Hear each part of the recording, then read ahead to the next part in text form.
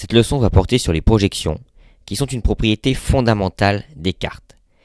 Cela va peut-être être un petit peu technique et parfois légèrement compliqué à comprendre, et j'espère pouvoir faire passer l'idée de comment fonctionnent les projections. Mais si il y a certains passages difficiles, il faut réétudier la chose, mais en réalité tout ce qui est important, ce n'est pas de tout retenir, mais d'avoir une intuition de pourquoi on a besoin de projections et de à quoi ça correspond. Alors tout d'abord, qu'est-ce que c'est ? On va essayer de voir pourquoi on a besoin de ce qu'on appelle les projections.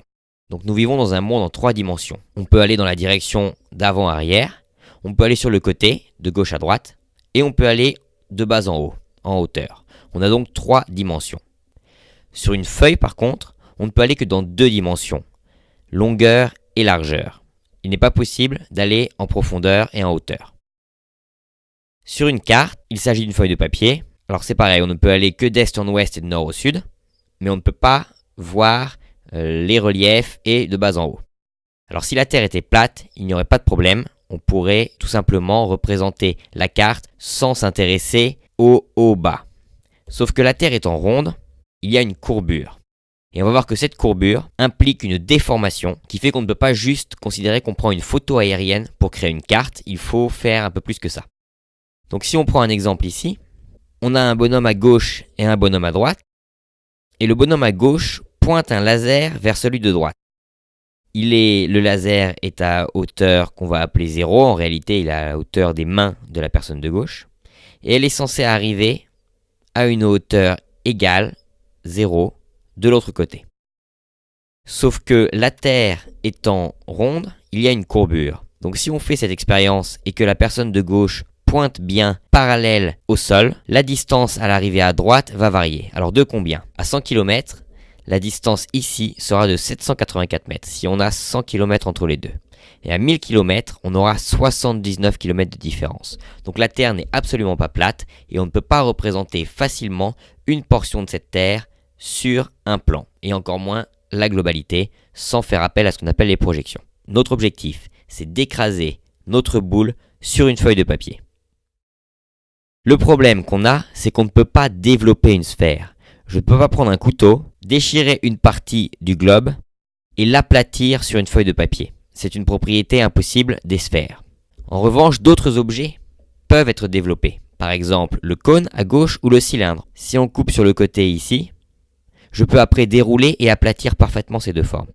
On va utiliser cette propriété pour mettre notre Terre comme si c'était une ampoule électrique et l'entourer de plusieurs formes, soit un cylindre, soit carrément un plan, comme au milieu, soit un cône.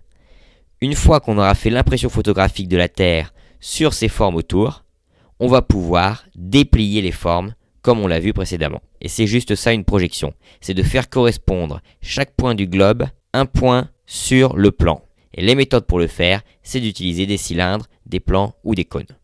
Encore une fois, il faut juste avoir une intuition, on n'est pas obligé de retenir toutes ces méthodes qui sont un petit peu complexes et mathématiques. Alors pourquoi est-ce qu'il y a plusieurs projections ? Pourquoi on n'en prend pas une seule ? En réalité, elles ont toutes des propriétés différentes qui vont nous servir en fonction du type de carte qu'on veut réaliser. Ainsi, certaines projections conservent les angles, on les appelle les projections conformes. Et qui dit conserver les angles, dit en réalité conserver les formes. L'Afrique sur cette carte aura la même forme qu'en réalité. Ça peut vous paraître bizarre, mais certaines projections ne conservent pas les formes. Le pays que l'on voit n'aura pas le même aspect en vision aérienne. Certaines projections conservent les surfaces. Ainsi, lorsqu'on compare sur une carte la surface de 2 pays, juste à regarder l'étalement sur le papier, on sait lequel est plus grand que l'autre. On verra qu'en réalité, pour les projections précédentes, par exemple les projections conformes qui conservent les angles, à surface équivalente, on a sur le papier des surfaces différentes. Donc les projections qui conservent les surfaces sont appelées projections équivalentes. Et il n'y a pas de projections qui sont à la fois conformes et équivalentes. Donc selon ce qu'on veut faire passer comme information, on doit faire d'abord un choix à ce niveau-là.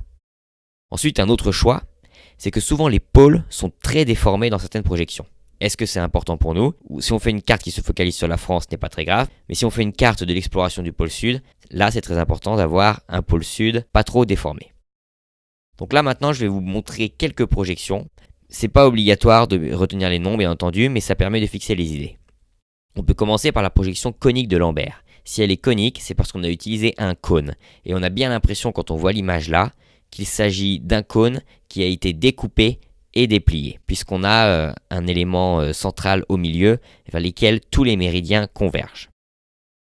Ici, vous voyez que le pôle sud, par exemple, prend toute la place en bas de la carte. Les angles sont conservés, ainsi on utilisait cette projection lors de la guerre 14-18.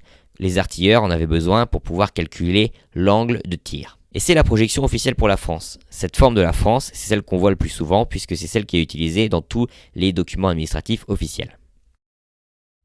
La projection Mercator aussi est très connue puisqu'il s'agit de celle utilisée sur Google Maps et la plupart des sites de cartes en ligne. On remarque qu'elle est cylindrique. Cette fois-ci, on pourrait reconstituer le cylindre en faisant se retoucher les deux côtés gauche et droite. Elle conserve les angles et les formes. Il y a des grosses distorsions de surface, surtout au niveau des pôles. Le pôle sud, ici aussi, est énorme, alors qu'il n'est pas aussi grand en réalité. Dernière projection, la projection de Gals-Peters. C'est aussi une projection cylindrique. Cette fois-ci, elle conserve les surfaces, mais présente des distorsions de forme. Pourquoi c'est important de conserver les surfaces? On va le voir juste par la suite. À gauche, j'ai extrait l'Afrique et le Groenland de la projection de Gals-Peters. Et on voit très bien que le Groenland est peut-être 6 à 7 fois plus petit que l'Afrique. La surface est bien conservée. Par contre, la forme n'est pas bien conservée puisque le Groenland n'a en réalité pas cette forme. À droite, c'est la projection Mercator. J'ai extrait aussi le Groenland et l'Afrique. On voit que les formes sont bien conservées, mais les surfaces pas du tout, puisque là on a l'impression que l'Afrique et le Groenland ont la même surface, ce qui n'est pas le cas. Dernière projection pour avoir été exhaustif au moins sur les types de projections, l'agnomonique qui est une projection azimutale, on projette donc sur un plan, c'est pour ça qu'on ne voit ici que la moitié de la Terre. L'intérêt de ces projections, c'est par exemple que les parallèles et méridiens sont des lignes droites. Par exemple, les navigateurs qui veulent trouver le plus court chemin sur la Terre entre deux points, sur cette projection-là, ce sera une ligne droite. Sur d'autres projections, ce sont des arcs de cercle. Il y a plus de 200 projections, on en a vu juste 4 ici pour pouvoir avoir une idée. Je vais faire un exemple rapide sur QGIS. J'ai chargé dans QGIS, logiciel de cartographie, une carte du monde. Et je peux facilement passer d'une projection à l'autre à l'aide de cet outil.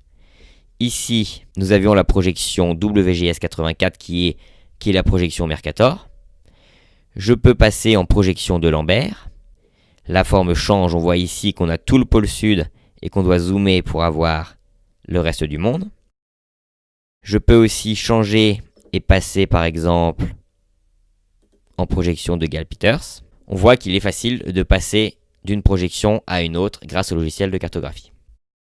Ainsi, pour conclure ce chapitre un petit peu technique, tout ce qu'il faut c'est avoir une idée d'à quoi sert une projection. C'est une façon de faire correspondre chaque point du globe à un point sur une feuille, de passer de la longitude et la latitude qui sont des coordonnées sur le globe à une donnée en centimètres ou en mètres sur notre feuille de papier. Il existe de nombreuses projections en fonction des usages qu'on a et il est possible de passer d'une projection à une autre facilement à l'aide de logiciels.